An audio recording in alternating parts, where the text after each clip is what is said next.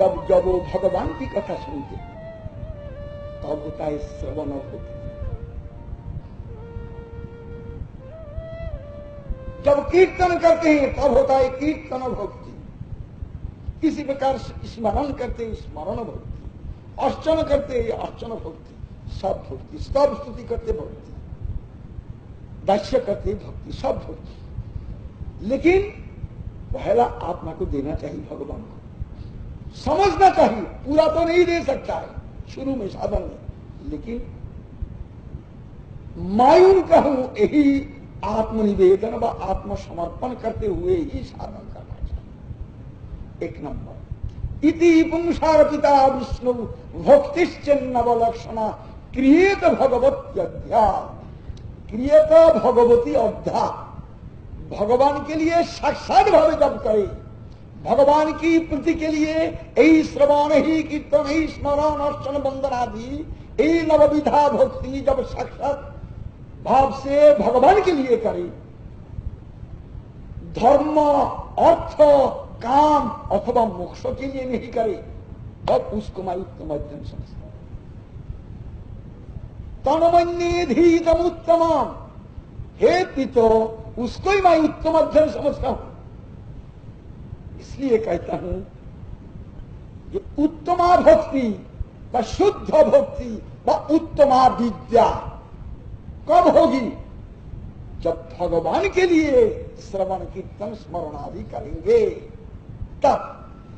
ये मुख से कहने से नहीं होता है, जब संबंध होता है तब तो कर सकेंगे। दे दो भगवान को पूजा के लिए 10 रुपया, ये चैरिटी करते हैं, ये भक्ति नहीं। भक्ति करने से ये तो उनकी सेवा मुझे मिल जा, मेरा हो भाग मेरा।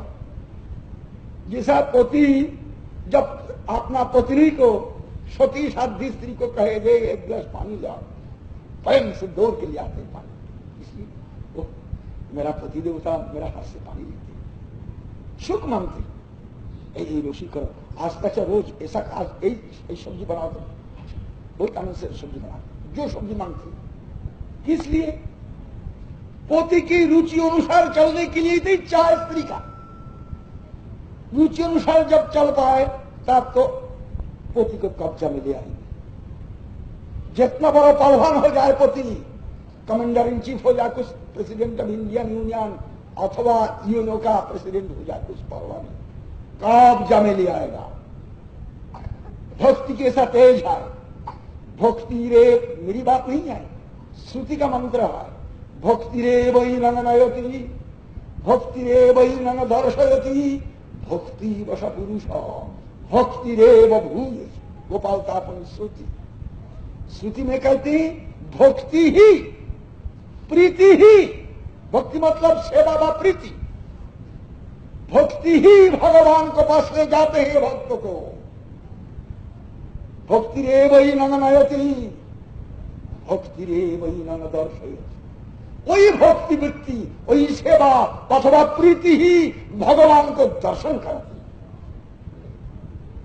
भक्ति ही वश पुरुष, पुरुष अर्थात परम पुरुष भगवान भक्ति का वशीभूत होता।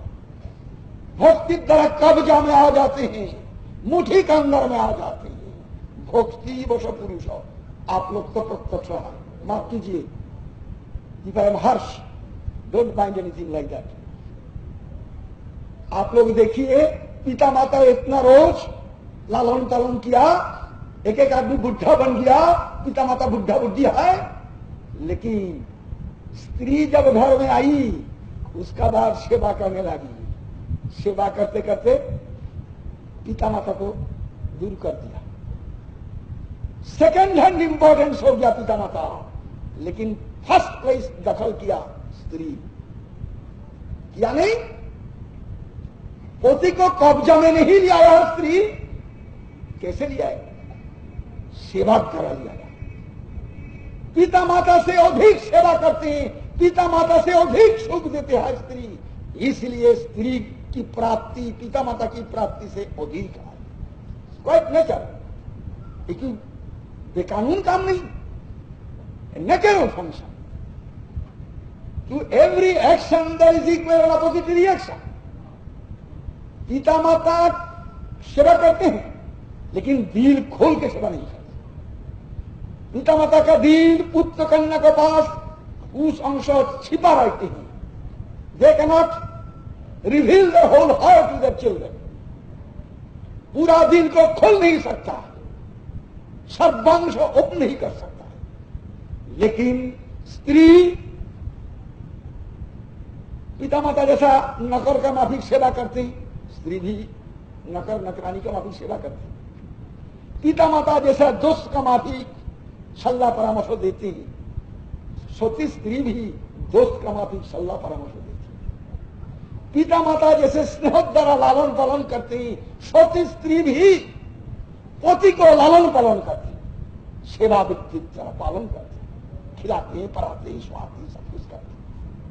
लेकिन इसके अलावा पिता माता सर्वांग द्वारा सर्वेंद्रिय द्वारा पति की सेवा पुत्र की सेवा नहीं करते, परंतु सती स्त्री सर्वेंद्रिय द्वारा सर्वांग द्वारा सर्वभूत भाव से पति की सेवा करते। इसलिए पति को अधिक प्राप्त कर लेती है सती स्त्री, पिता माता से अधिक दखल कर लेती है। ये स्वाभाविक है, कोई ताज्जुब बात नहीं है, अननेचुरल नहीं है। ये करेंगे जरूर, होगा जरूर, नहीं होने से अननेचुरल।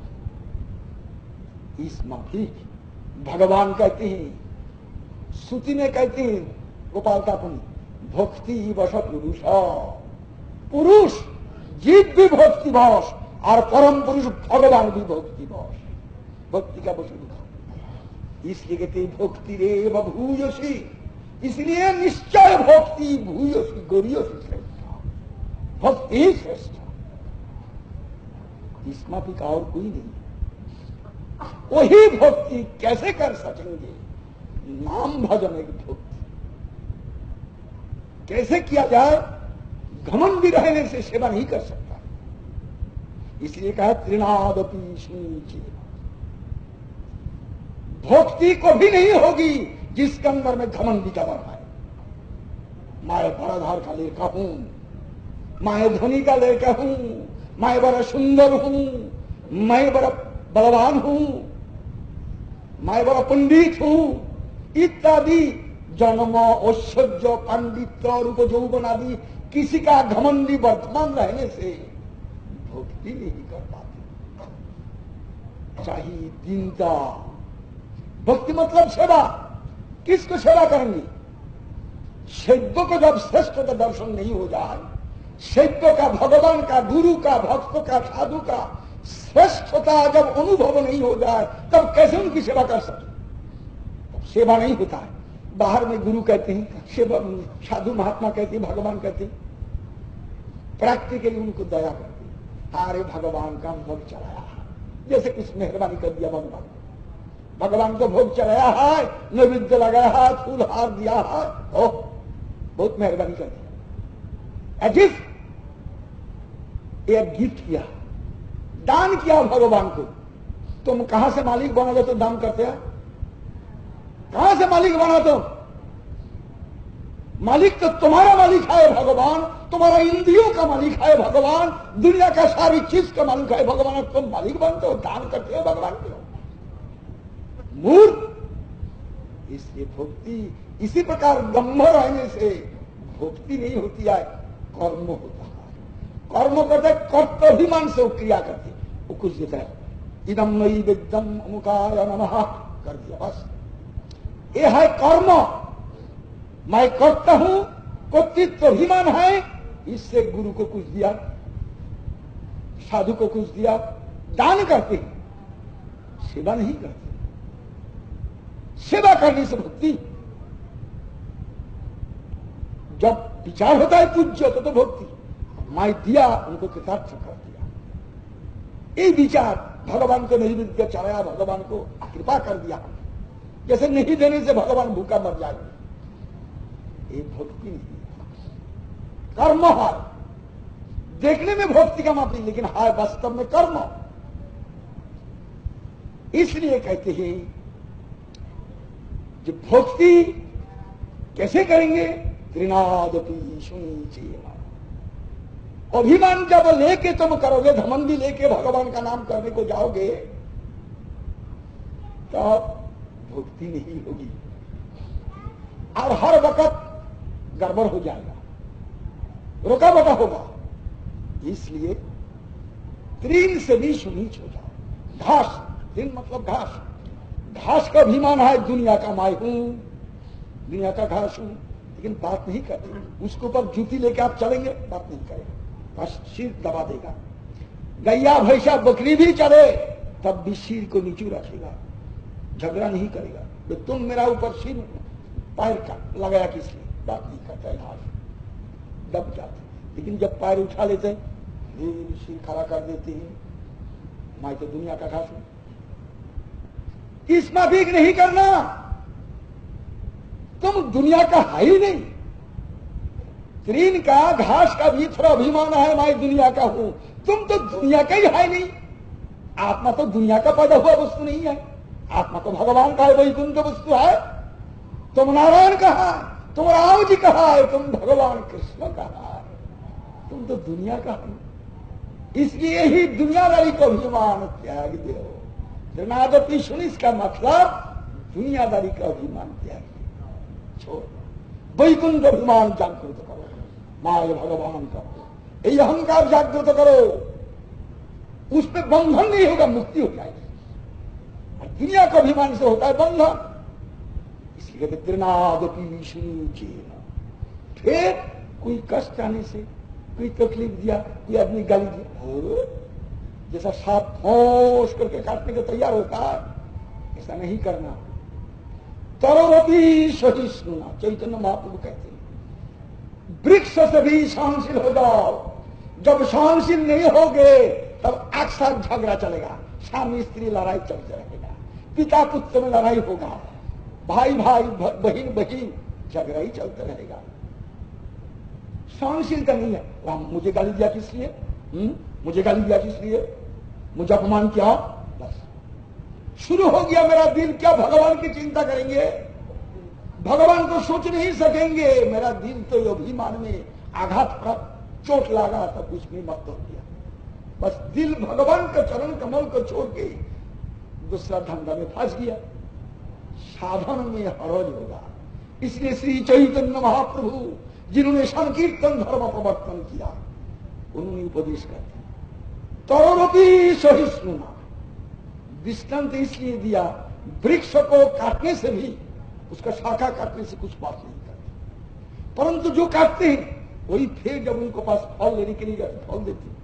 जो मेरा अनिष्ट किया, नुकसान किया, उसको फल नहीं दूंगा, ये बात वृक्ष नहीं कहते। धूप का समय में, बारिश का समय में स्वयं वृक्ष धूप सहन करते हैं, बारिश सहन कर लेते हैं, परंतु जो उनको कष्ट दिया, डाल तोड़ा, पत्ता तोड़ा, कष्ट दिया, वो जब आते तब उनको छाया देते हैं।